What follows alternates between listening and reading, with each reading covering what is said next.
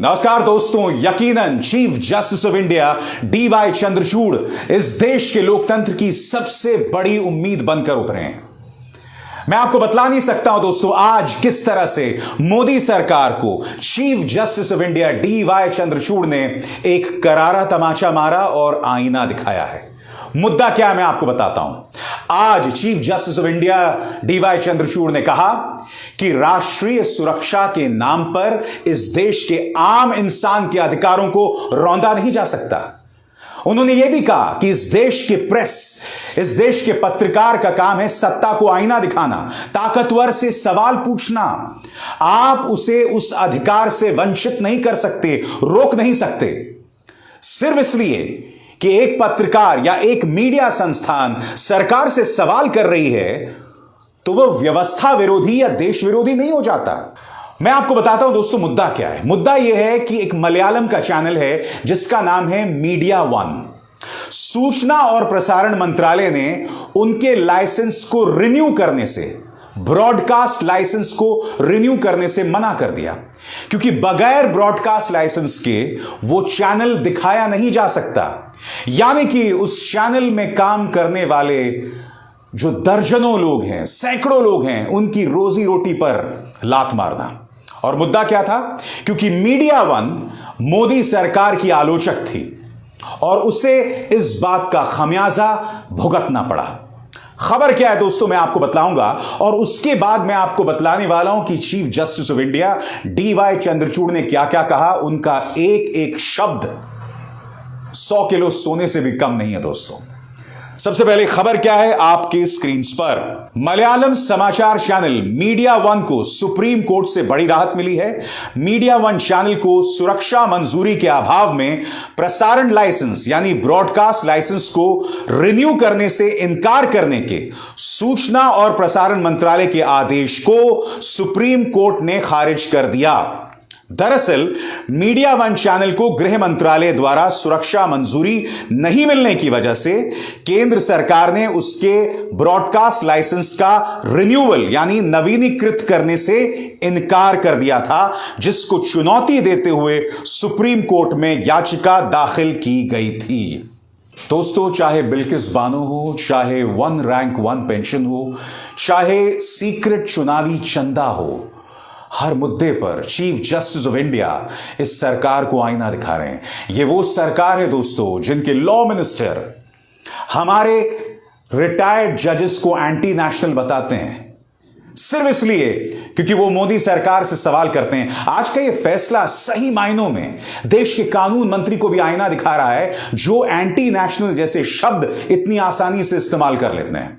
मैं आपको बतलाना चाहूंगा कि सीजेआई डीवाई चंद्रचूड़ साहब ने कहा क्या। एक एक शब्द पर गौर कीजिएगा दोस्तों, जो बहुत मायने रखता है और ये एक एक शब्द हमारे लोकतंत्र की लाज बचा रहे हैं। उन्होंने क्या कहा आपके स्क्रीन पर। एक मजबूत लोकतंत्र के लिए एक स्वतंत्र प्रेस आवश्यक है। सरकार की नीतियों की आलोचना और अभिव्यक्ति की आजादी को प्रतिबंधित करने का आधार नहीं हो सकता। प्रेस की सोचने की स्वतंत्रता पर प्रतिबंध नहीं लगाया जा सकता। किसी मीडिया संगठन के आलोचनात्मक विचारों को प्रतिष्ठान यानी व्यवस्था विरोधी नहीं कहा जा सकता, एंटी नेशनल नहीं कहा जा सकता। जब ऐसी रिपोर्ट लोगों और संस्थाओं के अधिकारों को प्रभावित करती है तो केंद्र जांच रिपोर्ट के खिलाफ पूर्ण छूट का दावा नहीं कर सकती। लोगों को उनके अधिकारों से वंचित करने के लिए राष्ट्रीय सुरक्षा को नहीं इस्तेमाल किया जा सकता, नहीं उठाया जा सकता। हो क्या रहा है दोस्तों, जब भी यह सरकार कटघरे में आती है तो वो सुप्रीम कोर्ट में अपना पक्ष बंद लिफाफे में रख देती है। याद है आपको बंद लिफाफे को लेकर भी किस तरह से chief justice of India D Y Chandrachud ने मोदी सरकार की आलोचना की थी। उसकी चर्चा मैं बाद में करूंगा। इसी बंद लिफाफे को लेकर आज भी उन्होंने कहा कि सरकार अपनी जिम्मेदारी से बच नहीं सकती। उसे सार्वजनिक तौर पर बताना पड़ेगा कि भाई तुमने मीडिया वन चैनल का ब्रॉडकास्ट लाइसेंस रिन्यू क्यों नहीं किया, फिर से जारी क्यों नहीं किया, सिर्फ इसलिए कि वो मोदी सरकार की आलोचना कर रही थी, उससे सवाल कर रहा था। आगे वो क्या कहते हैं दोस्तों, इस पर भी गौर कीजिए। सुप्रीम कोर्ट ने आगे कहा कि केवल राष्ट्रीय सुरक्षा का आह्वान करके सभी सामग्री को गुप्त नहीं बनाया जा सकता, यानी बंद लिफाफा। अदालतें एक दस्तावेज से संवेदनशील हिस्सों को हटा सकती हैं और प्राकृतिक न्याय के सिद्धांत का, यानी नेचुरल जस्टिस के सिद्धांत का पालन करने के लिए न्यायिक कार्रवाई के दौरान इसे दूसरे पक्ष को बता सकती है। मीडिया द्वारा सरकार की नीतियों की आलोचना को राष्ट्र विरोधी नहीं करार दिया जा सकता। सुनिए, फिर से देखिए, मीडिया द्वारा सरकार की आलोचना को राष्ट्र विरोधी नहीं करार दिया जा सकता। आज जब अभिसार शर्मा इस सरकार से सवाल पूछता है तो वो राष्ट्र विरोधी नहीं है, वो देश विरोधी नहीं है, वो वही काम कर रहा है जो 2014 से पहले वो कांग्रेस की सरकार के साथ किया जा सकता है। खंगालिए यूट्यूब, मेरे ही इस चैनल पर 2014 से पहले की मेरी कुछ क्लिप्स मौजूद हैं, देखिए और गौर कीजिए फिर से क्या कहा सुप्रीम कोर्ट ने कि अगर मीडिया इस सरकार से सवाल पूछता है तो वो राष्ट्र विरोधी नहीं हो सकता। आगे chief justice of India D Y Chandrachud साहब ने क्या कहा है आपकी स्क्रीन पर। मीडिया की जिम्मेदारी बनती है कि वो सच को सामने रखें, लोकतंत्र मजबूत रहे, इसके लिए मीडिया का स्वतंत्र रहना जरूरी है। उससे यह उम्मीद नहीं की जा सकती कि वो सिर्फ सरकार का पक्ष रखे। मीडिया वन चैनल पर प्रतिबंध के केंद्र के फैसले को खारिज करते हुए सुप्रीम कोर्ट ने दोस्तों ये टिप्पणी की। आज इस देश की लोकतंत्र की लाज को बचाने के लिए सीजेआई डीवाई चंद्रचूड़ को मेरा सलाम। न सिर्फ सीजेआई डीवाई चंद्रचूड़, याद कीजिए दोस्तों, महाराष्ट्र में जिस तरह से भड़काऊ रैलियां हो रही थी, सभाएं हो रही थी, तब जस्टिस जोसेफ और जस्टिस नागरत्ना ने उस पर कड़ी टिप्पणी की थी।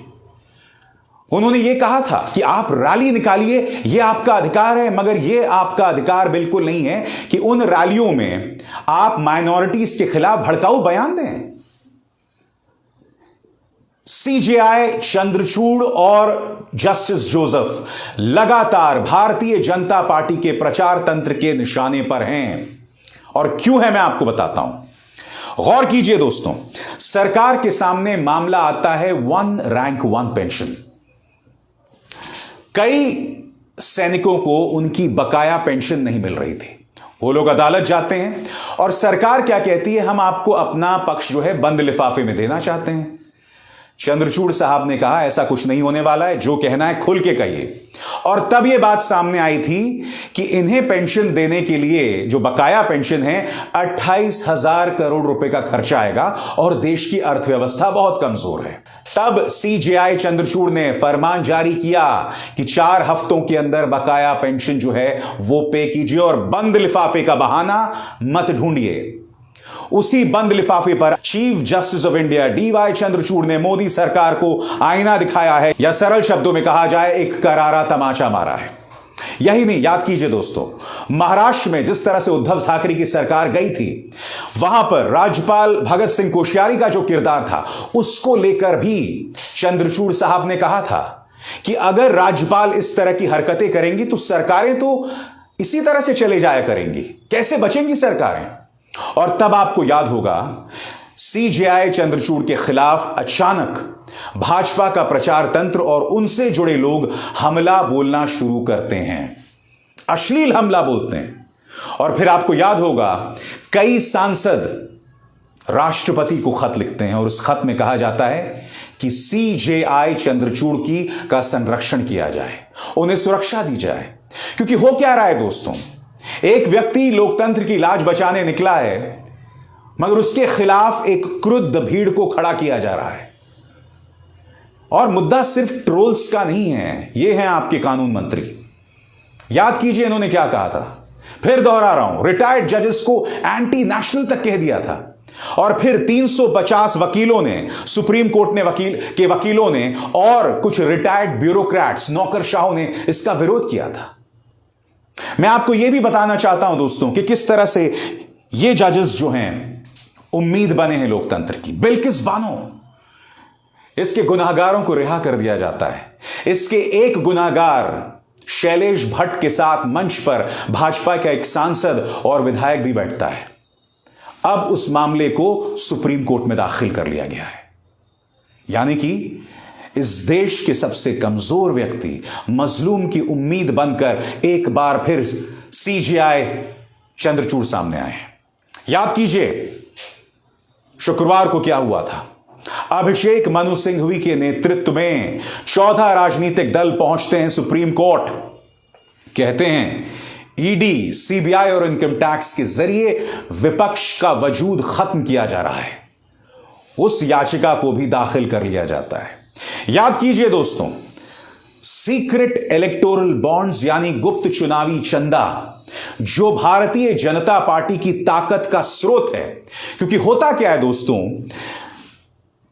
सीक्रेट चंदा आता है, तमाम जो बिजनेस हाउसेस हैं अपना काला धन जो है वो इन सीक्रेट इलेक्टोरल बॉन्ड्स के जरिए राजनीतिक पार्टियों को देते हैं और इसमें से करीब 80% भाजपा की जेब में जाता है।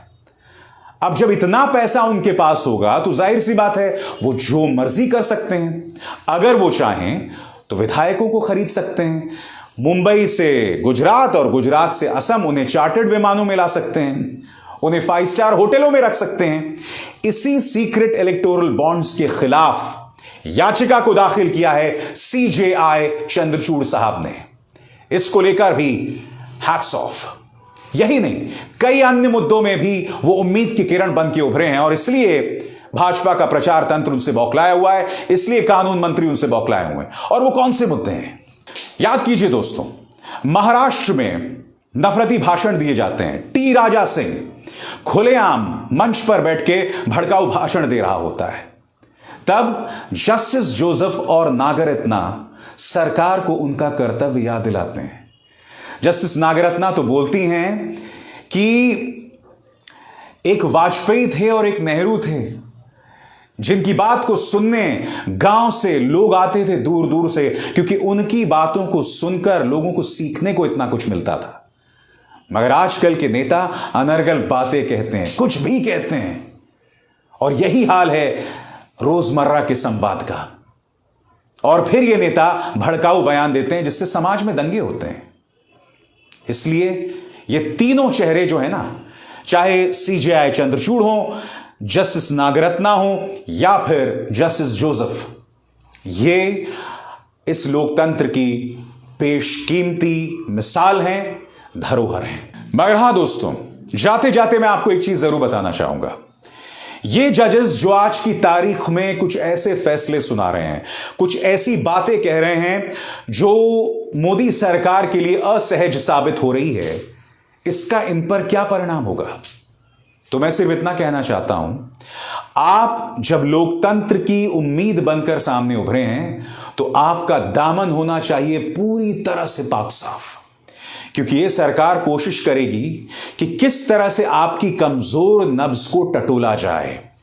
अगर आपके अलमारी में कुछ कंकाल हैं, उन्हें निकाला जाए और निशाना साधा जाए। क्योंकि इस सरकार को किस तरह के जज चाहिए? याद कीजिए, रिटायर होते हैं chief justice of India Ranjan Gogoi और भाजपा की मदद से राज्यसभा चले जाते हैं। जस्टिस नजीर रिटायरमेंट के सिर्फ 4 महीने बाद आंध्र प्रदेश का गवर्नर बना दिया जाता है। जस्टिस अशोक भूषण एनसीएलएटी का अध्यक्ष बना दिया जाता है 1 महीने बाद। इसलिए दोस्तों, chief justice of India D Y Chandrachud खटकते हैं इन्हें, इसलिए खटकते हैं और बहुत मुश्किल है। इसलिए आपका दामन पाक साफ होना पड़ेगा। आप तो चीफ जस्टिस ऑफ इंडिया हैं, मैं तो एक मामूली सा पत्रकार हूं। मुझ पर भी इनकम टैक्स और ईडी के झूठे और फर्जी केसेस लादे गए, मगर मैंने उसकी लड़ाई की और मैं जीत गया। और यह जीत मुझे और मेरे परिवार को मिली। और मैं इस सवाल आज भी इसलिए पूछ रहा हूं क्योंकि मेरा दामन पाक साफ है। इस सरकार ने मेरे बैंक अकाउंट्स खंगाल लिए और जो मिला ईमानदारी का पैसा और उसके अलावा कुछ नहीं। इसलिए बहुत जरूरी होगा कि हमारे जो चीफ जस्टिस हैं या हमारे जस्टिस हैं वो अपने दामन को पाक साफ रखें, ताकि वो लोकतंत्र की लाज बचाने को लेकर जो इनकी पवित्र मुहिम है, इसे आगे बढ़ा सके। अभिसार शर्मा को दीजिए इजाजत। नमस्कार।